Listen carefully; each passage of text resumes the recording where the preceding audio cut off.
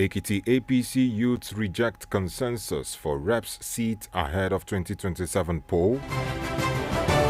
16 killed in fresh attack on Niger communities, 110 bandits neutralized. On the foreign scene, Artemis 2 space mission crew safely returns to Earth. In sports news, dancers to miss a rest of season following surgery.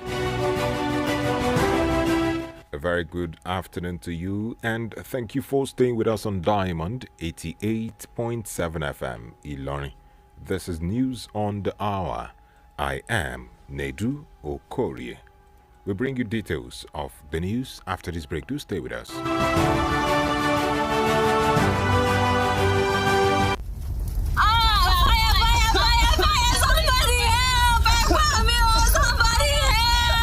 We've all heard about home fires taking lives and destroying all that a family owns. These tragedies are reminders for us to double-check for fire safety. Make sure your home has properly installed and working smoke alarms. Practice a fire escape plan. Never leave cooking food unattended for long. Teach children never to hide but leave if there's a fire. Switch off all electrical appliances when not in use. In cases of fire, remember, the most important thing to do is to protect lives first. This message is reaching you from Diamond 88.7 FM, Ilorin.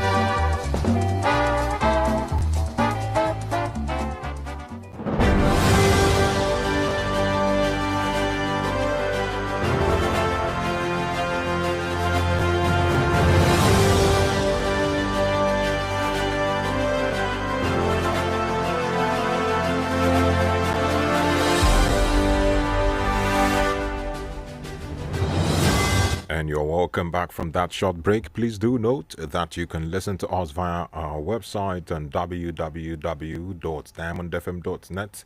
You can also watch us live on YouTube at Diamond FM, Ilorin. Now the news in detail. The Minister of Interior, Olubunmi Tunji-Ojo, has directed the Nigerian Immigration Service to immediately withdraw and deactivate passports held by persons who have formally renounced their Nigerian citizenship. The directive, contained in a statement issued on Saturday by his special advisor on media, Alao Babatunde, covers Nigerians whose renunciation requests have been formally approved by the president.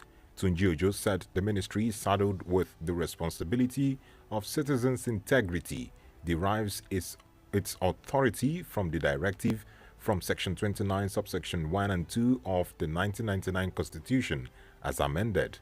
According to the statement, the ministry said once a person ceases to be a citizen, they can no longer hold any sovereign document of Nigeria, including a passport, describing the move as consistent with ongoing passport and visa reforms undertaken by the ministry in recent years.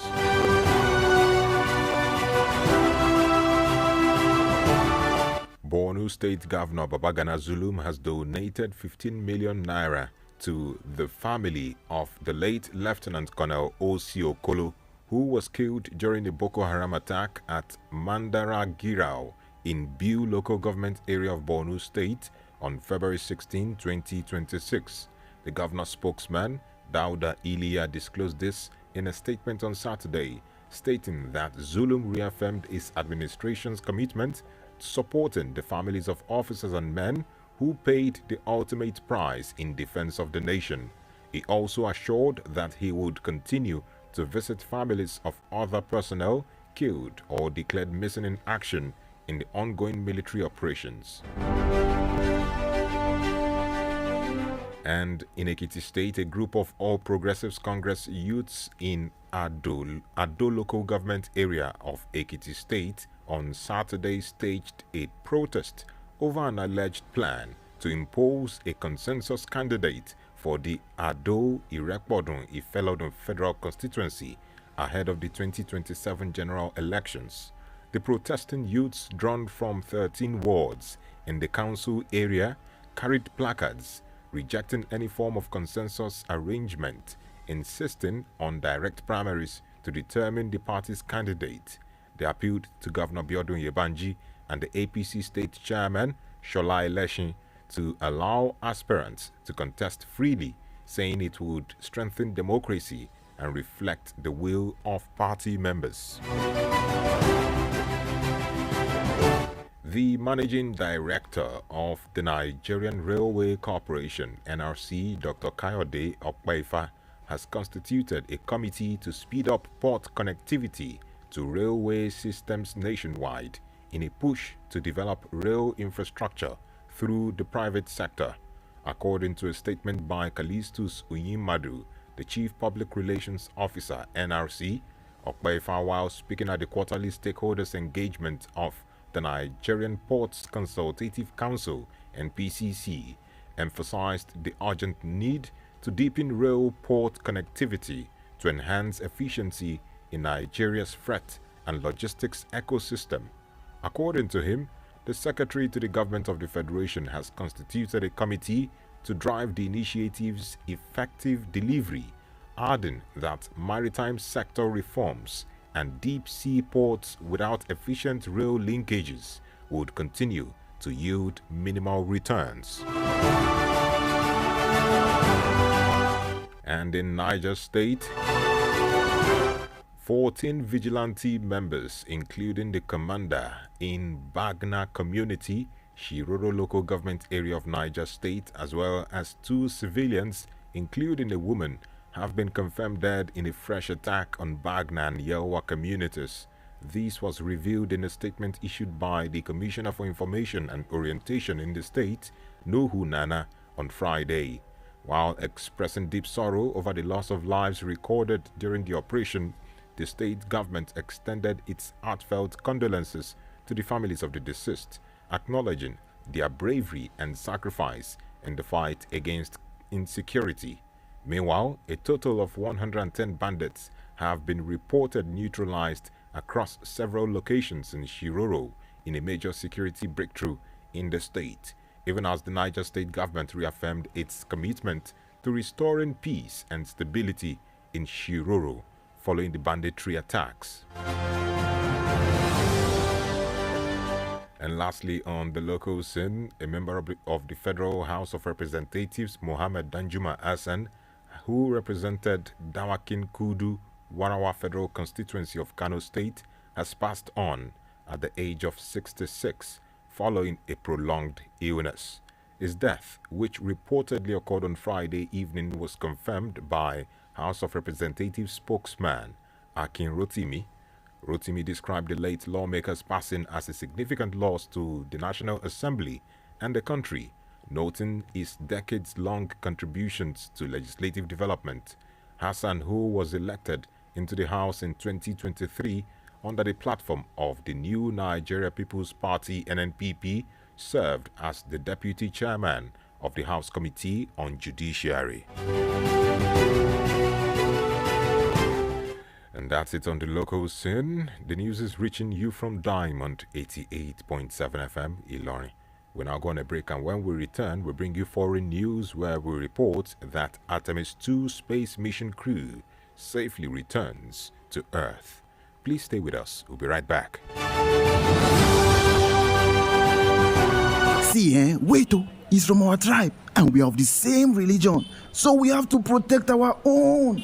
Our tribe isn't corrupt. I beg you, leave them now, our Peking. Wait, stop and think.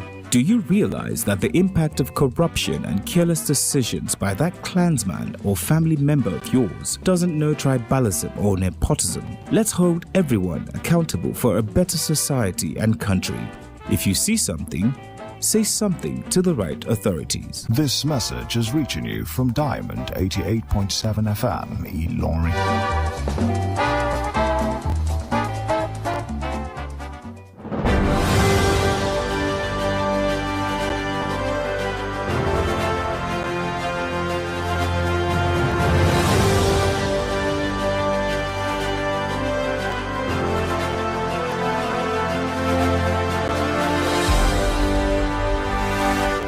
And you're welcome back from the break. You're still listening to the news on the hour, reaching you from Diamond 88.7 FM, Ilorin.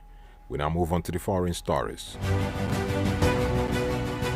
The United States National Aeronautics and Space Administration (NASA) has expressed joy after successfully completing a trip around the moon with 4 astronauts safely returning to Earth. The mission marks the first lunar flyby in more than 50 years. The NASA spacecraft carrying 3 Americans and 1 Canadian landed safely in the ocean off the coast of California, while the mission ended successfully and brought back stunning images of the moon. The mission commander, Reed Wiseman, stated that there was a brief communication blackout during the journey, but assured that astronauts remained safe and continued their return to Earth. Meanwhile, NASA hopes to build on the success of the Artemis II mission to generate more interest in space exploration. Still on the foreign scene, Djibouti's long-serving leader, Ismail Omar Guelleh, has won the country's presidential election with 97.8% of the vote, according to official results released on Saturday. Figures from the Interior Ministry shows that he secured a 6th term in office, defeating his only opponent, Mohamed Farah Samata, who received 2.2% of the vote and is not widely known among the public. The 78-year-old has ruled the small East African nation of Djibouti for 27 years, maintaining strong control and using its strategic location to develop it into a key international military and maritime hub. And that's it on the foreign scene. We now move on to our sports story. Diamond FM Sports News. In our sports news this afternoon, Nigerian forward Cyril Dessers will miss the rest of the 2025-2026 season after he decided to undergo surgery on a persistent thigh injury. Dessers sustained the injury during the 2025 Africa Cup of Nations earlier in the year and is expected to be sidelined for around 3 months. The Nigerian international returned to his club side, Panathinaikos, in February with the hope of returning to the pitch. However, an immediate surgery was considered after medical examination confirmed that the injury had not healed adequately. Meanwhile, the 32-year-old has registered 2 goals and 1 assist so far in just 5 league appearances for the club. And that ends our sports news.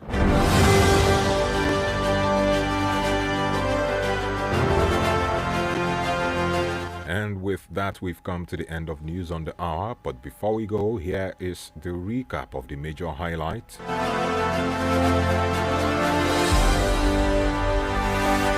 Federal government to withdraw passports from citizens who renounce status.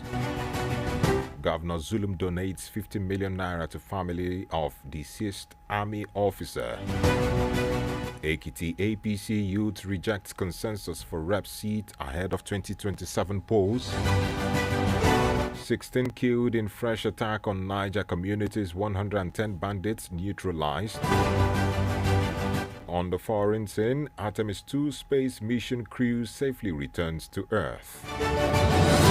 And in sports news, Dessers to miss rest of season following surgery.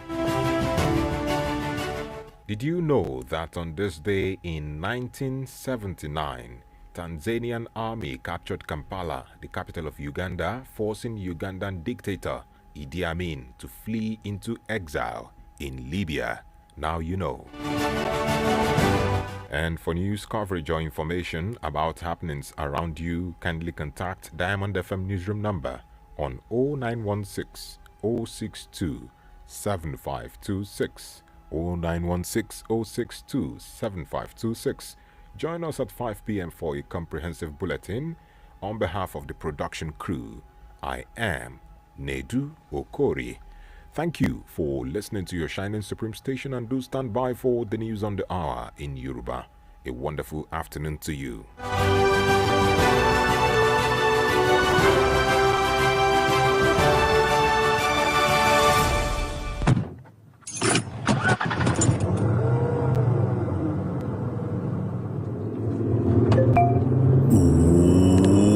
Who be this person with the text me now? Bolan